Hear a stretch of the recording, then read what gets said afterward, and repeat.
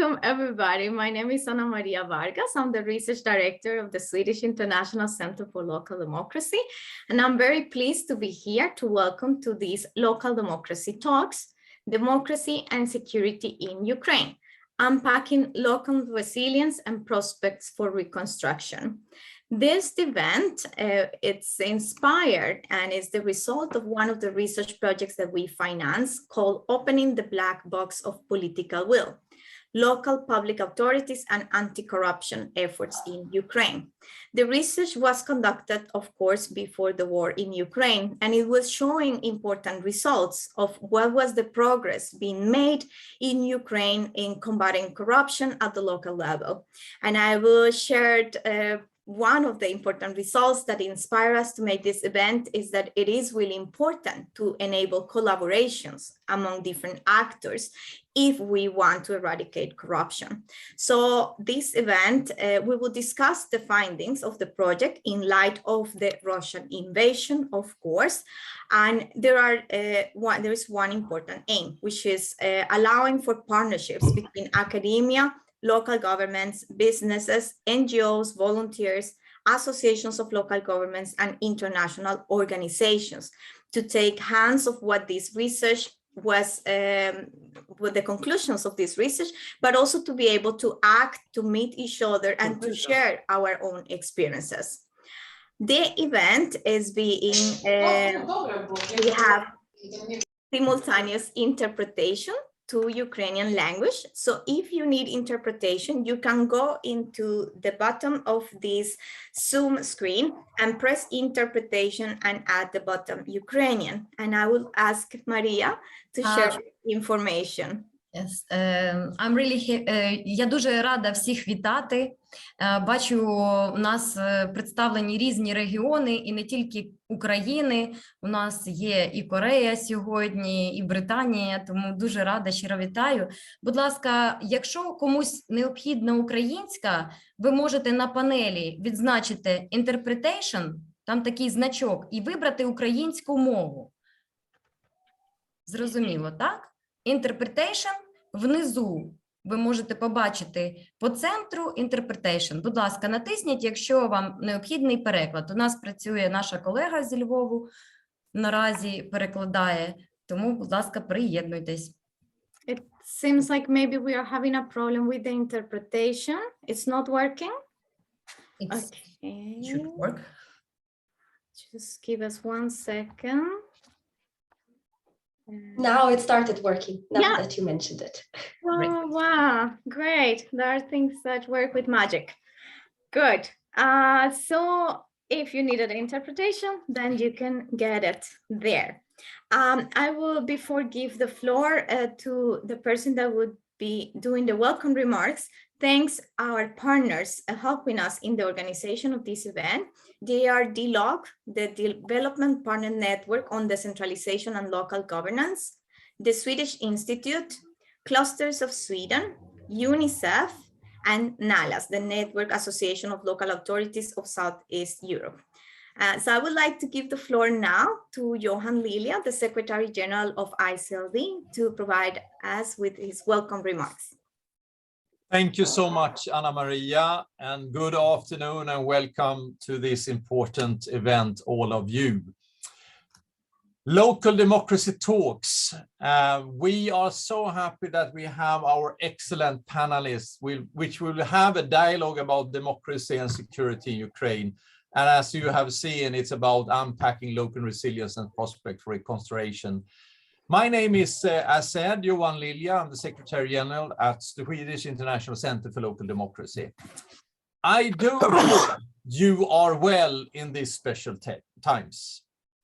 I'm afraid that the war has taken the European progress a huge step backwards.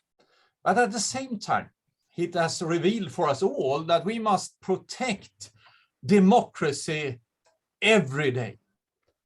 ICLD is in a favor and believe that the solution to complex challenges such as poverty, lack of equality, lack of respect for human rights is by strengthening and improve democratic dialogue and partnerships. When I yesterday spoke to our mentor for our teams in Ukraine, Maria Tushenko, who is also part of the meeting here today, and she was visiting the Kamenets-Podilsky that are one of our municipal partnership program municipalities. And she mentioned that she traveled with a military escort to be able to visit our partners. She brings up two major issues when she's reporting back to me, and that she wants to bring to everyone's attentions: war crimes and disinformation. And therefore, I'm so happy that we have stakeholders who are researchers with good research skills, who will be able to find out the facts, what we need, a capacity to find out facts and present objective views of a situation, to contribute to disprove lies and support truth. This input is of more importance than ever before. There is no secret that democracy around the world is in decline. The painful truth is that more people currently live in countries with authoritarian tendencies than in countries making democratic progress. To make it possible for local government to be resilient in a war situation, it needs cooperation and cross-border alliances. No country, no municipality can tackle the challenges alone. We need to work together, and municipalities in Sweden and Europe can play a vital role, both from a moral as well as a practical support. I strongly believe and convinced that democracy is the best foundation for sustainable society. A democratic, inclusive, and equal society gives everyone the best of opportunity to achieve their full potential, to contribute to and participate in a developing society. There needs to be a foundation of a restructured society where all, regardless of background and identity, has equal opportunities. With those words, I would like to thank you in advance that you have decided to be part of this event today. But before I end, let me quote my role model. My staff knows who I will be quoting, but it's the former South African President Nelson Mandela. He said, a nation, and perhaps I just should add also a municipality, should not be judged by how it treats its highest citizens, but how it treats the lowest ones. With those words, I give the floor back to Anna Maria, and I wish you a fantastic afternoon together. Thank you so much. Thank you, Johan, for these inspiring words. It's really great to have you here, and the support of ICLD for research, but for partnerships and training programs that continue to operate despite the situation. I would like to give the floor now to Oksana Hus. She is one of the lead researchers in the team from Bologna University, and she would moderate the presentation and discussion of the research results. Oksana, the floor is yours. Thank you very much, Anna Maria. Hello, everyone. Very nice to see that there is such a high interest in the topic that we are going to discuss today. Before we jump into the research, I would like to say or reiterate what the previous speaker said, that why exactly we are trying to connect the recent past to the current situation. And the situation, we would like to, through this event and through this discussion, challenge the conventional approaches to international security that are still trapped in the thinking of superpowers, and all other states, they are remaining as the black boxes. And we would like to open this black box of Ukraine, especially in face of the huge surprise that resilience of Ukraine provided on the international level.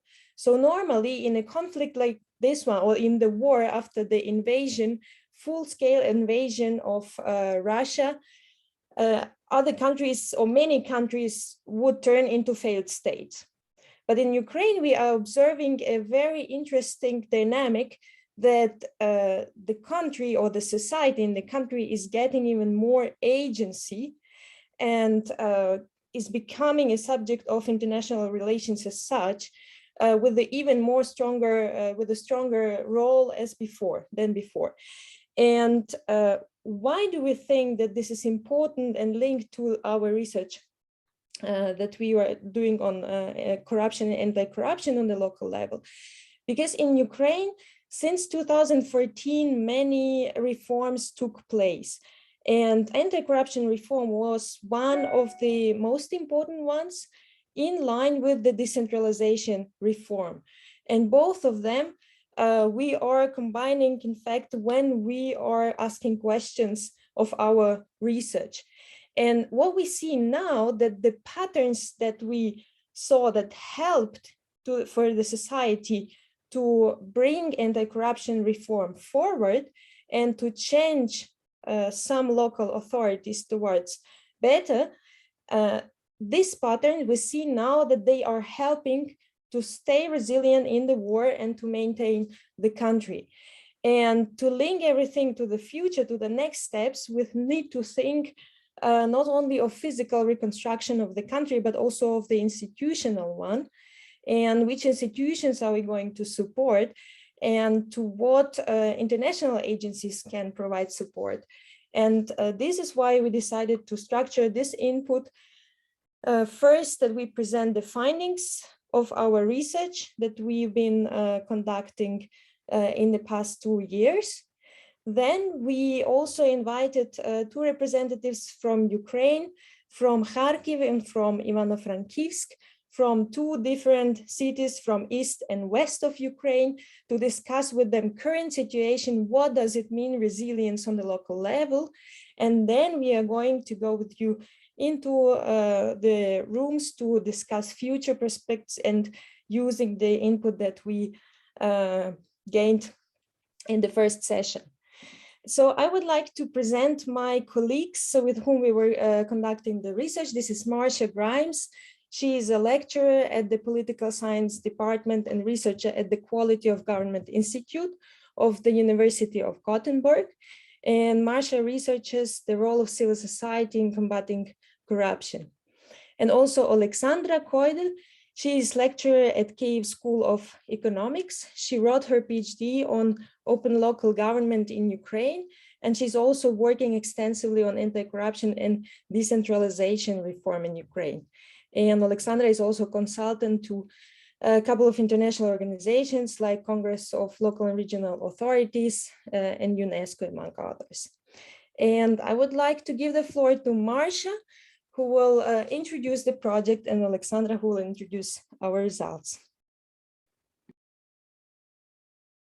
Thank you very much, Oksana, and thank you to ICLD and all of the partners who are organizing this event.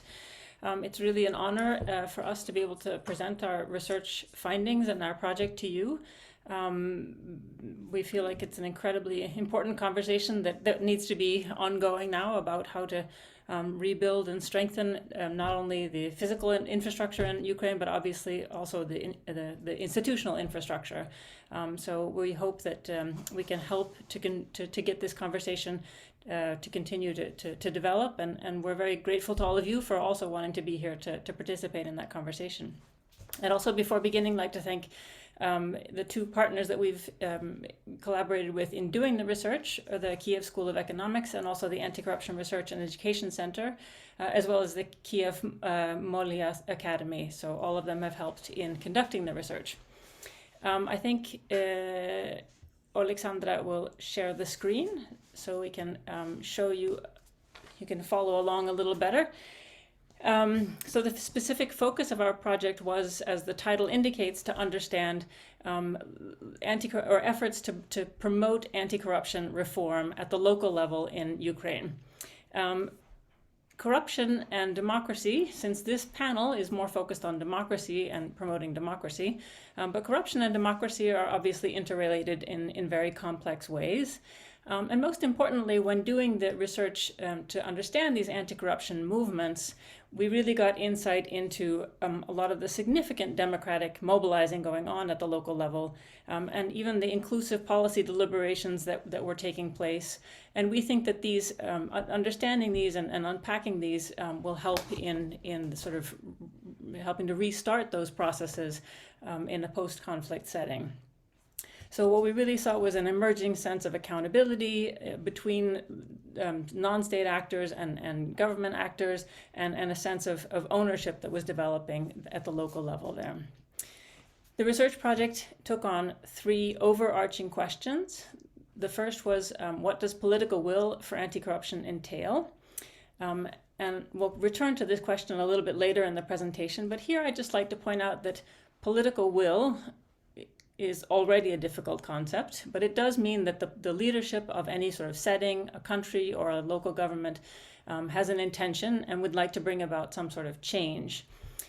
And usually that entails changes in the budget, changes in the stated policy agenda, but that presumes that the government agencies are rule following.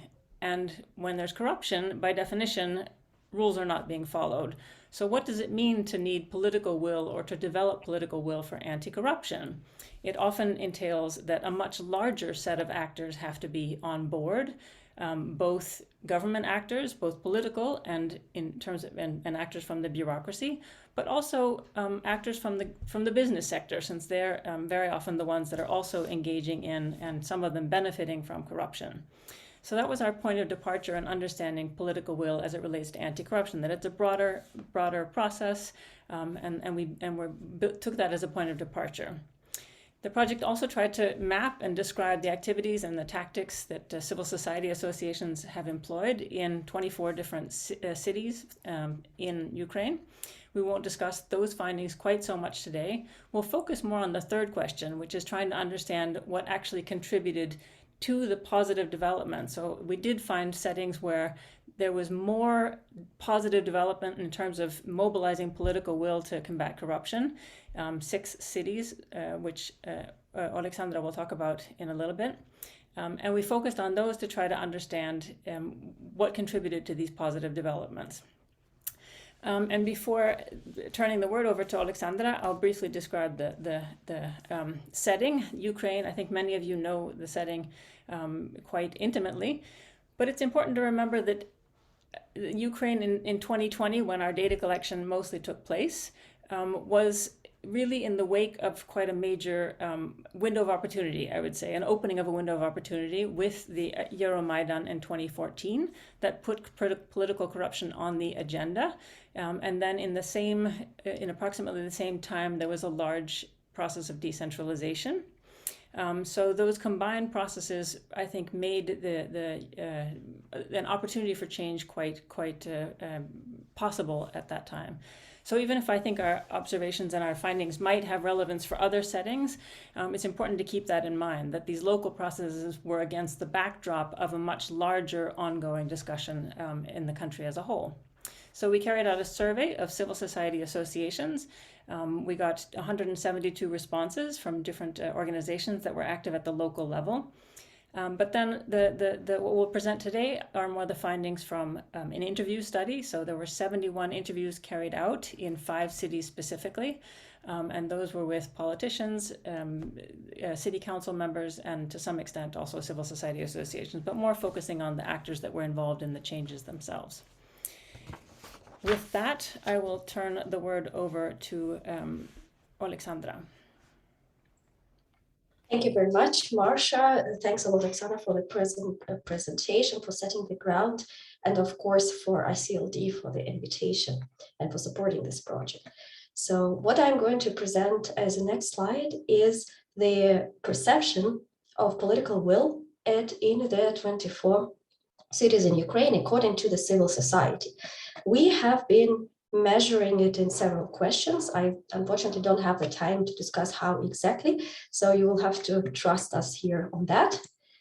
And here what we see in the blue columns, this is the average of civil society responses for each city which they could respond from no political will to the highest between 1 and between 0 and 3. And as we can see, most cities are somewhere in the middle. So in a way, our civil society is quite critical. But on the other hand, we see here this violet line. This is a difference in perception of political will compared to a similar survey, which was conducted by the project of the Leiden University, where Oksana Hus was one of the lead researchers as well, where we see that there was, for some cities, an improvement in the perception of political will. And so what we did, we have selected the cities that have performed better than average, and tried to understand what was going on there. Why is the political will considered better there than average? We have selected, in fact, 6 cities. It's Lviv, Ivano-Frankivsk, Chernivtsi, Poltava, Zhytomyr, and Vinnytsia. And we have, but before we go to the full discussion of the patterns in the cities, one pattern that is relevant for Ukraine, for the experience of all surveyed organizations, which here I would like to share. So we have been looking at how do civil society perceive their interaction with local authorities on the matters of anti-corruption. And as the civil society was quite critical about the openness of local authorities to discuss this matter. So about 46% of civil society organizations said that the local authorities were closed, while 37% said that they or their individual members experienced some pressure to obscure their work. Because nevertheless, and considering also think how sensitive the issue is, we see that there is quite some interaction going on. And here I would like to stop in more detail. So the first 3 types is that civil society is invited to participate in anti-corruption events of local governments.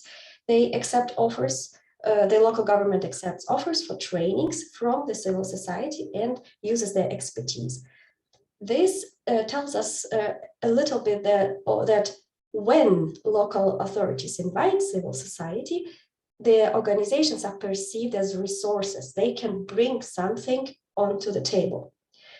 Second is we also see that local governments try to fulfill their legal obligations on responding to the requests for information. That is, the national framework is actually working. And a little bit less, we see that there is some experience of partnering with civil society in implementation of IC policy, of anti-corruption policies and requests of expertise of the local government. However, here we understand that civil society would wish a little bit more inclusion. And on this note, I would like to pass on back to Marcia to explain what we were looking at when we were doing our interviews and examining the anti-corruption developments in the cities.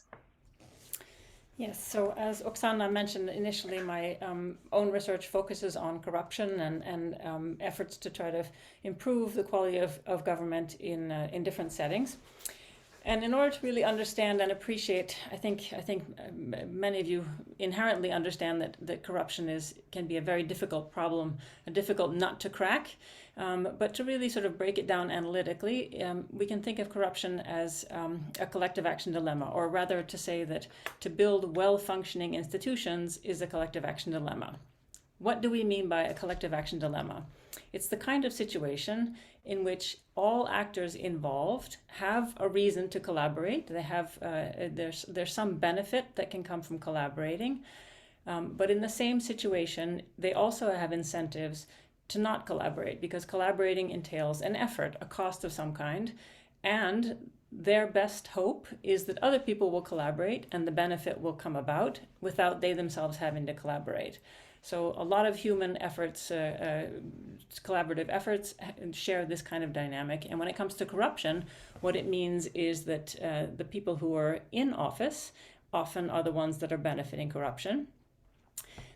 the costs of corruption, so the negative implications of corruption, are often a little bit downstream in time. They're a little bit later on, and they come about is in forms of like public bads. And the way we see corruption or the implications of corruption are often that things like economic growth, the investment climate, and societal outcomes are all negatively affected. So where corruption is high, these indicators, and this is a huge amount of comparative evidence that sort of substantiate these claims, that there's a negative association between corruption and these positive outcomes. And if an actor is purely self-interested, and I do not mean to say that everybody is purely self-interested, but a purely self-interested actor would prefer the outcome that others abstain from corruption, while I myself as the self-interested actor can continue to engage in corruption. So that's one of the difficulties, that it requires that actors all trust each other to some extent, and choose together to collaborate and in this case to engage in more rule-compliant behavior.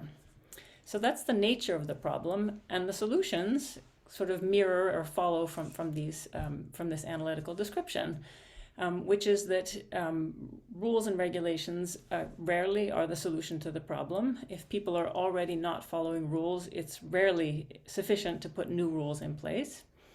Instead, what we need is an institutional change that implies that many actors change their behaviors at the same time. So it requires that most key actors in a society, in a local setting or in a country, agree to abstain from corruption sort of in the same period of time. Because if only a few abstain from engaging in corruption, then the system doesn't change, and those individuals who abstain from corruption quite simply suffer a loss without bringing about change.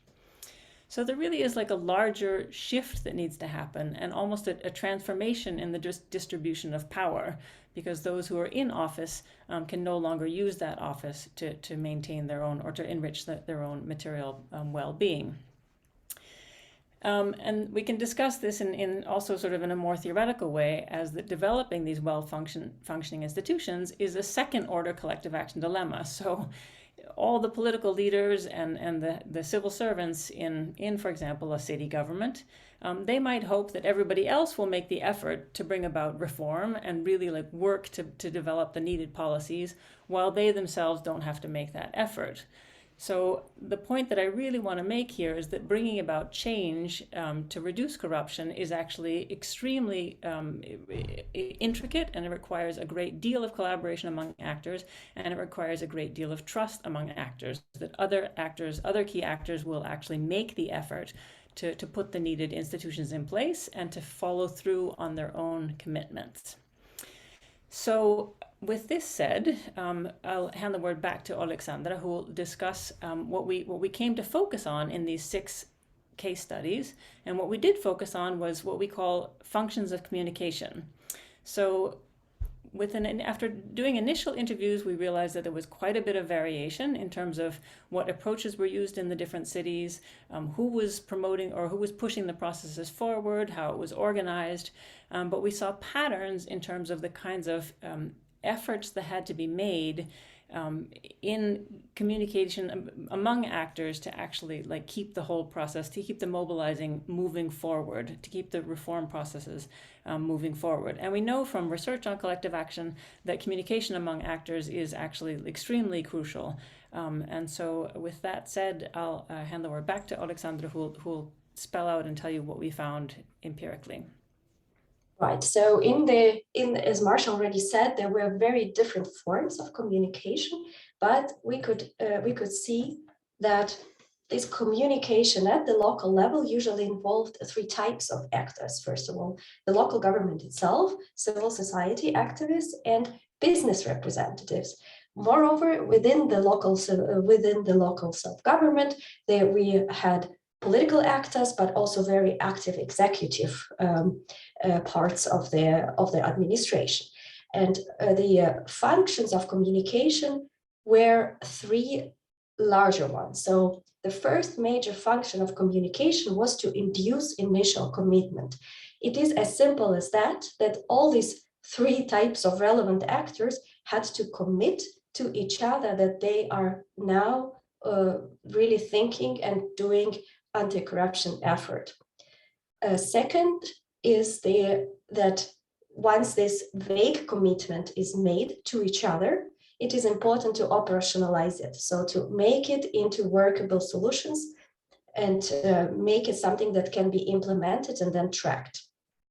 And the third function of communication at the local level was persuasion that all of this massive effort, which Marcia has just described, that it is indeed necessary, needed, and to sustain this commitment over time. Before I go into details of the functions of communication and which forms they took, I also would like to highlight that in surveyed cities, in the cities where we conducted interviews, civil society often came up with an idea and a request for anti-corruption, but there were always drivers inside the local authorities who were making use of this momentum and shaping it to a very large extent. These were either specialized units, sometimes they're called integrity anti-corruption units. In Lviv, for example, it's called integrity sector, but also urban development agencies or so-called city institutes. In some cases, there was also external consultant involved, although it was not a very external person to the local context. So there, the international donor hired a consultant who knew very well the local peculiarities. And individual politicians have been drivers of certain communication patterns.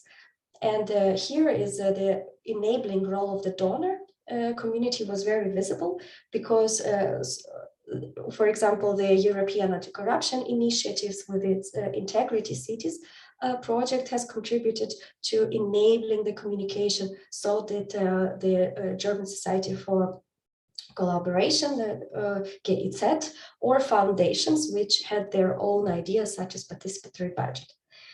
So moving on to the first function of communication, inducing initial commitment. What does it mean? So as Marcia already mentioned, it is very important that all these three types of crucial actors see what the kind of collective benefit there will be once the problem of bad governance is solved. And in none of the cities, or with one perhaps exception, the solution for corruption was not this collective benefit. So the word corruption was not even used that much because it has a negative connotation of looking for a perpetrator. Instead, the initiatives, the communication, rather focused on what the good can do to the community. And such goals were, for example, cities' economic development, a vision for a new form of governance that could stimulate socioeconomic development. These were also sometimes agency-specific goals, like we want our local authority to be clean. We want to be proud to work in our clean authority. Also recognition and transparency rankings or protection of architectural heritage were one of these collective payoffs for which the whole communication happened in the first place. How it was in line when we have a communication over the payoffs, it's very important we found is that there is an opportunity for stakeholders to admit to commitment that they are going to do that. Yes, we want to make the CTN the most transparent city in Ukraine. That is our goal. We all commit to it. That was very important to recognize each other's commitment, to see that, yes, we are committing to it. And finally, to hold each other accountable. So this means that through communication, actors were reminding each other of their taken commitments in private, but also in very professional settings, like round tables. I would like to, I would like to focus on this here on the first part of recognizing the collective benefits.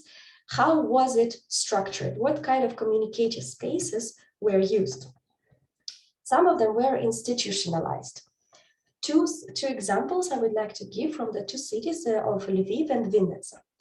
In Lviv, to support and steer the economic development strategy, there was set up a council on competitiveness, which involved local authority and the local business in IT sector and tourist sector, and they worked together on the strategy.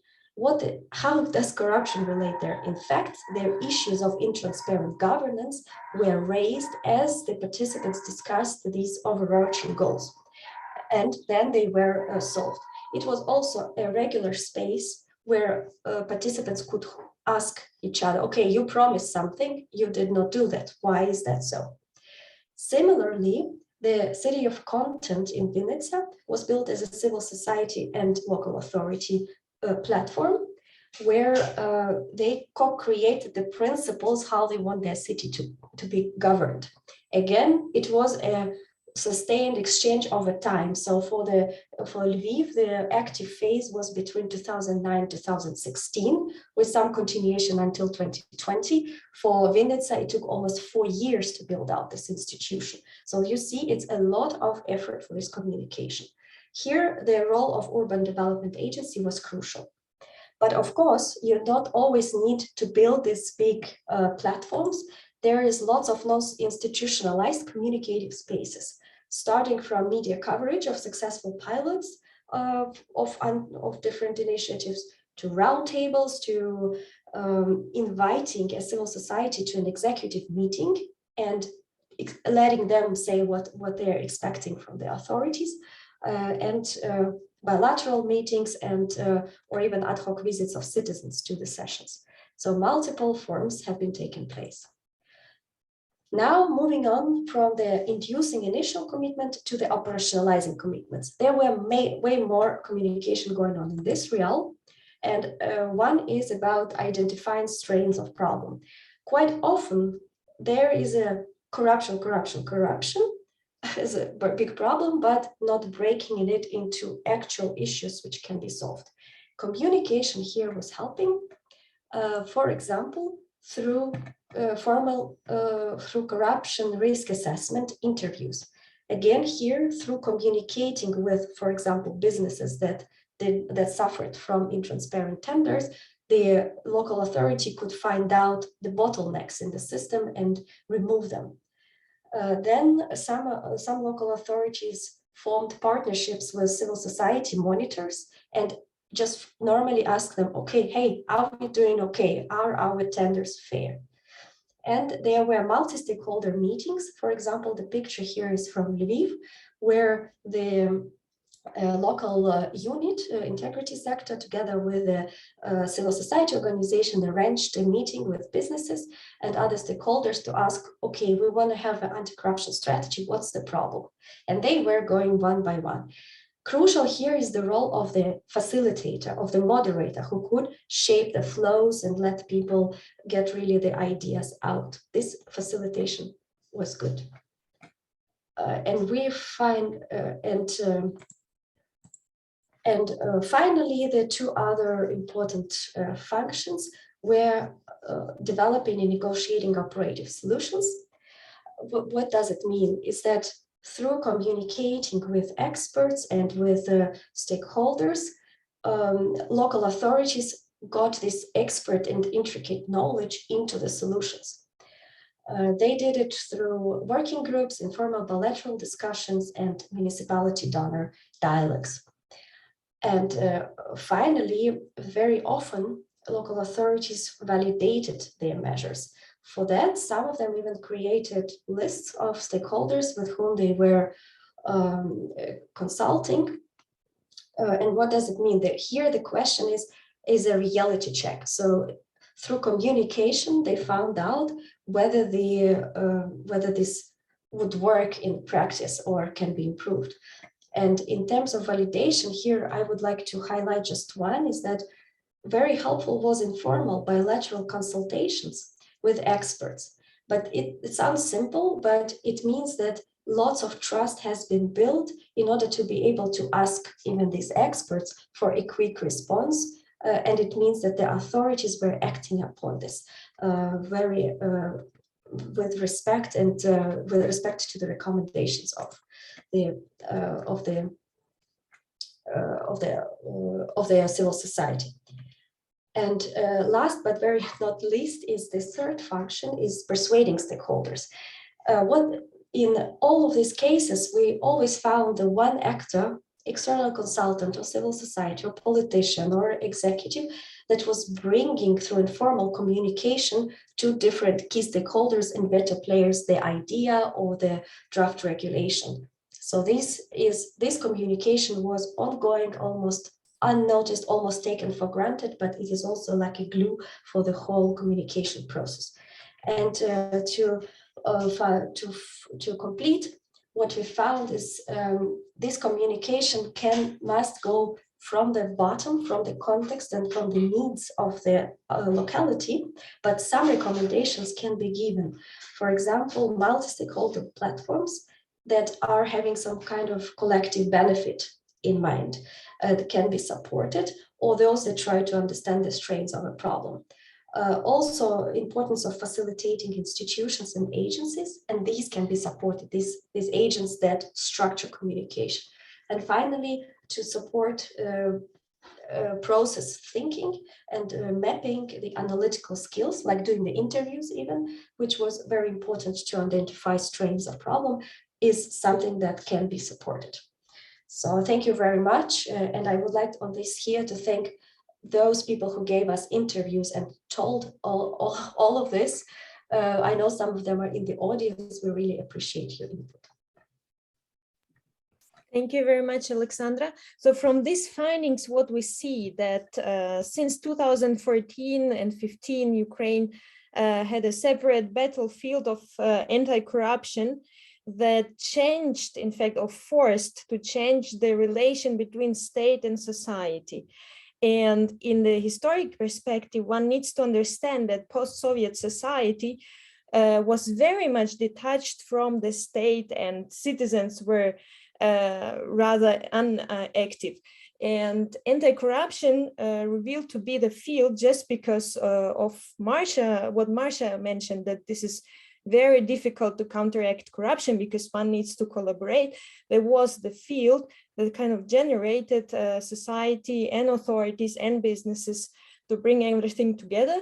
And we see that this perspective of joint topics for improvement, which will be after war or even now during the war, the rebuilding, it has a lot of potential to become the space also to maintain this collaboration between the state and society. And with this regards, I would like to bring our discussion into the present and introduce you Yulia Bidenko, who is a political scientist from Karazin Kharkiv University, and she's an expert for the EU delegation to Ukraine initiatives Team Europe, and the author of this year, the recent report on Ukraine by Nations in Transit from Freedom House. And I would like to ask Yulia, can you please describe us how is the situation in Kharkiv with regards to resilience? How do you see resilience, and what's the role of local authorities in that? So what's destroyed and what is still working and functioning despite all odds?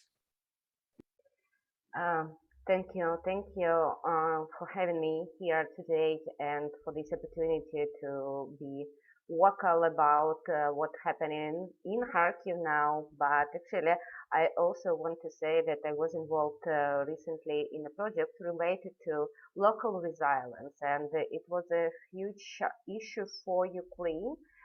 Even before the war started, I mean full-scale invasion of Russia.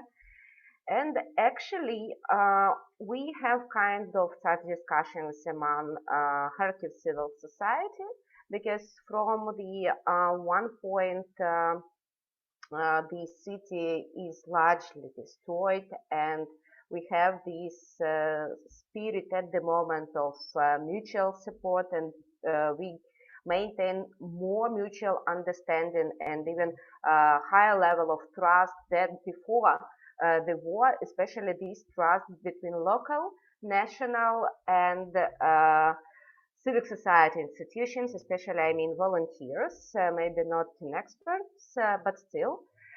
And from another point of view, I always try to emphasize that Kharkiv, being second largest city in Ukraine and being recognized as a city with a huge number of experts, huge number of institutions which are connected with higher education or even urban planning. In this city, the situation with local democracy was actually worse, and it was on the lowest level ever comparative to others large cities in Ukraine, and especially with others regional capitals, let's say, oblast centers.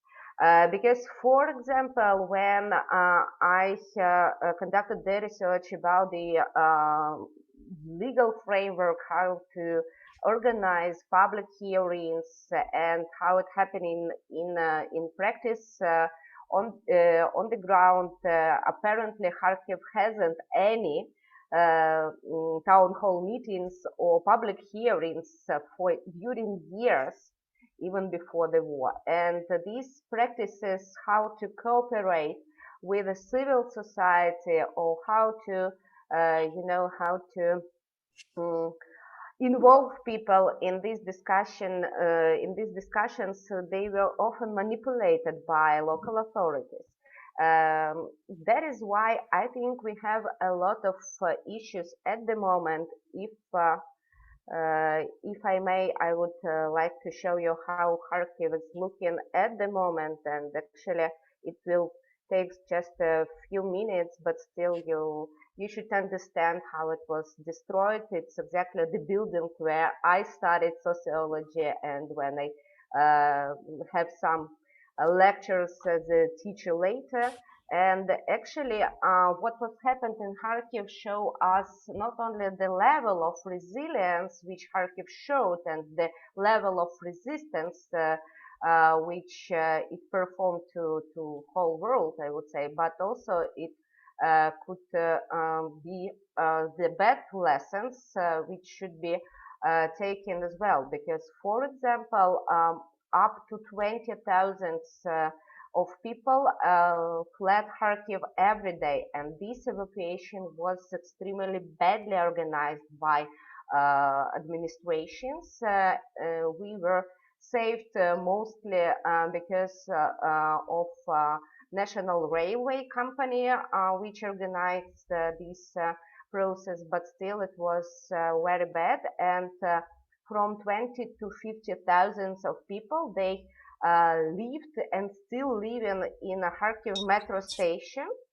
And now it is a huge problem how to resettle them, even for on temporary basis, because that's why they can restart these public transport routes around the city, and actually facing with the lack of fuel within the country, it also could drive us to very bad decision. For example, in Kharkiv, they started with the buses, which also consume a lot of fuel, and now it is also would be the problem how to renew this public transportation communication. And of course, a lot of buildings they are destroyed in Kharkiv. As I know, that more than 1,200 of buildings were destroyed, and about 900 of them it's high-rise dwellings. So mostly the residential area was destroyed, and now also we have problems with demining. And from the other point of view, if to have the this optimistic look at what's happening during the war in Kharkiv, I could say that all utility services they worked perfectly, and this process was organized in the best way.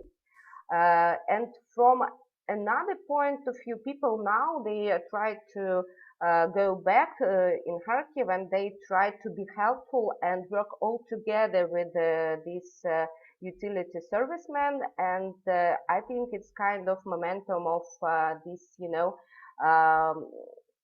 common desire to be useful and common desire to rebuild.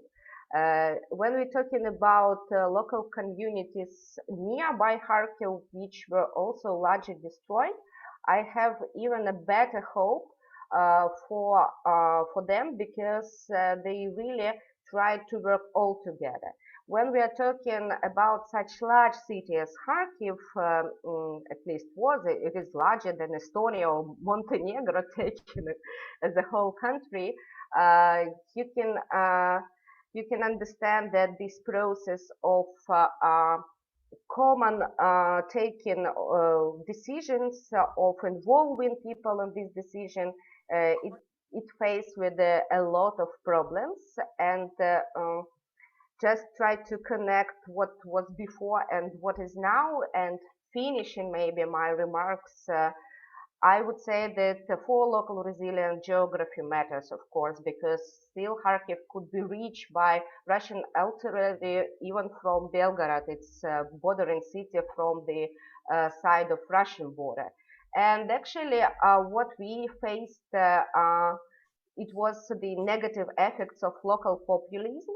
I would say that before the war, trying to avoid panic, local authorities, they try to show, these great infrastructural projects like reconstruction of a zoo, of parks, but nobody cared about shelters and about security on the very, local level.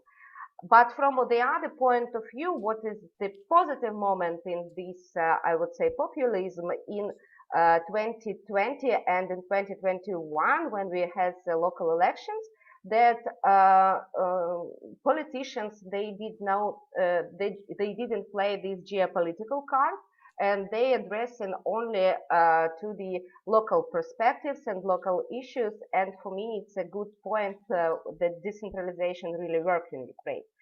And the other point which is crucial for this, I would say, local resilience, is a positive cooperation and actually the presence and the balance of local and national institutions who could govern or who could make their positive role for local economy.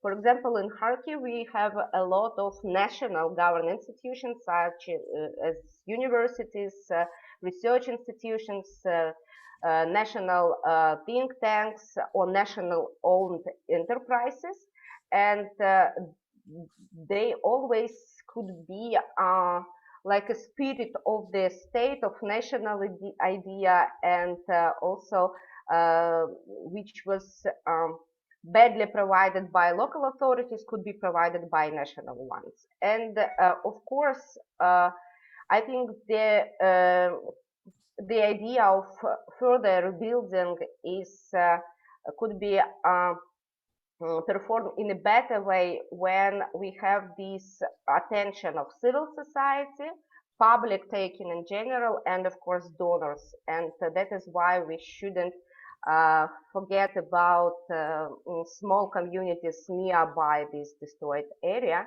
Thank you for your attention.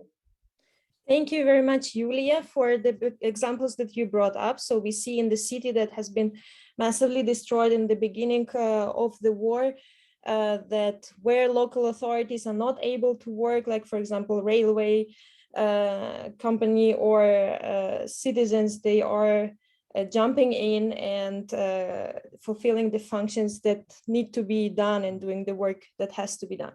And now we move to the west of Ukraine, where the problems are slightly different. So maybe not so much infrastructural destruction, but rather problems with humanitarian problems and many refugees. And I would like to introduce you Mariana Vershenina. She is a member of the local city council from Ivano-Frankivsk. And Ivano-Frankivsk was one of our cases that we investigated because we saw the improvement of political will in anti-corruption there. But Mariana is chairwoman of the civil society organization Mothers of Prekarpattia, and she's a co-founder of a support club to females Vershin. And during the war, she created and she coordinates the Center of Psychology and Development, Razum, which means together. Mariana, please, 5 to 7 minutes.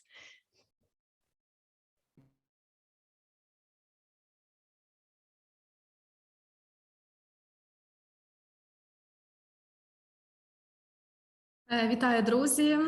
Я з України. Good afternoon. I'm from Ukraine. Today we talk about democracy and security in Ukraine. First, I will briefly talk about myself.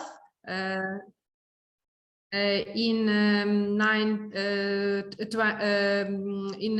2013, I worked together active mothers and started implementing project in our NGO Mothers of Prekarpattia.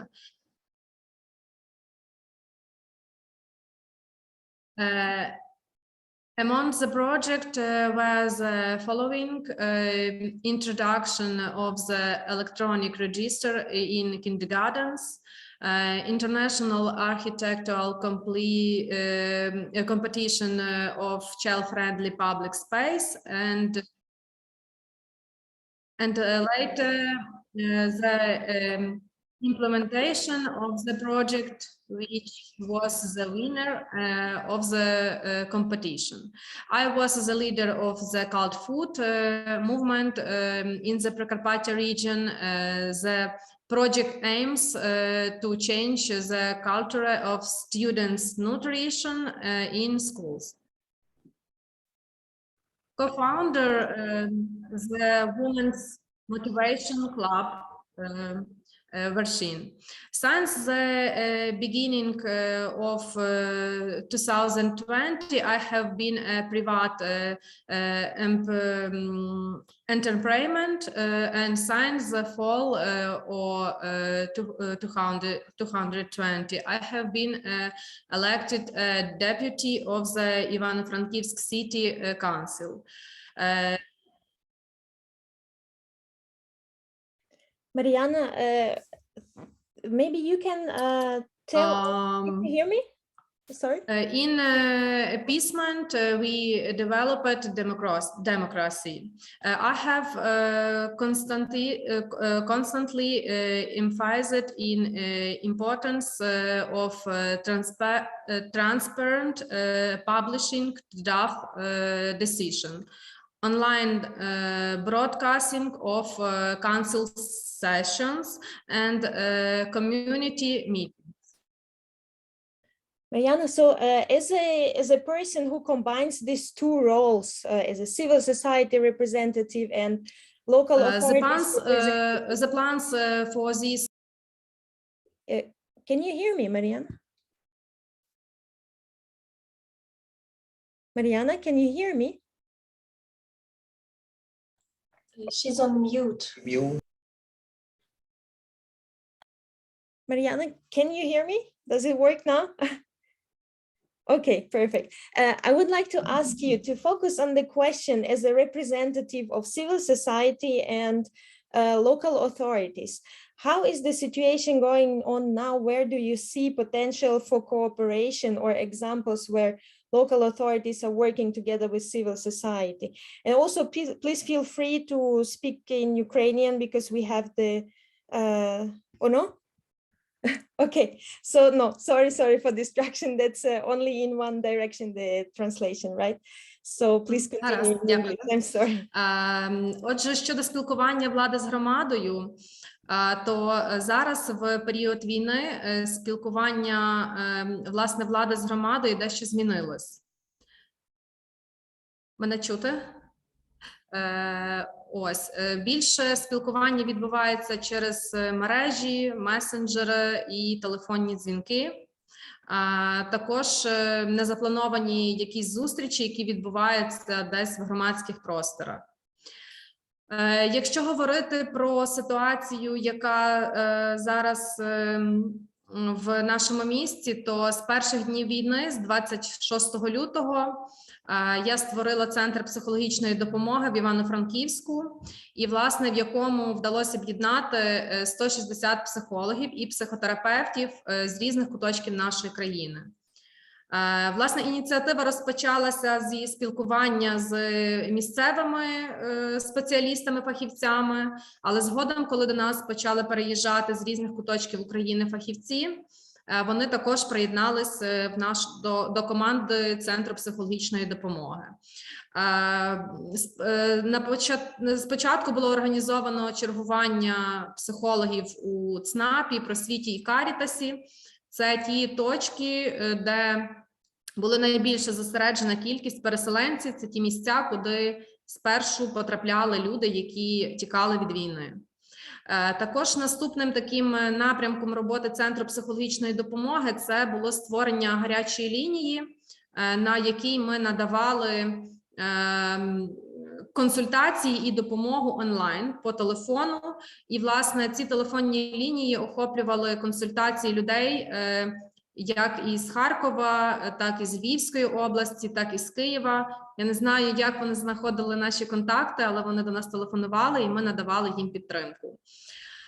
Ще одним таким напрямком роботи Центру психологічної допомоги це були такі зустрічі, супервізії і рефлективні такі групи для психологів, ті, які були в нашій команді, які працювали і безпосередньо надавали психологічну допомогу переселенцям, людям, яких перемістили.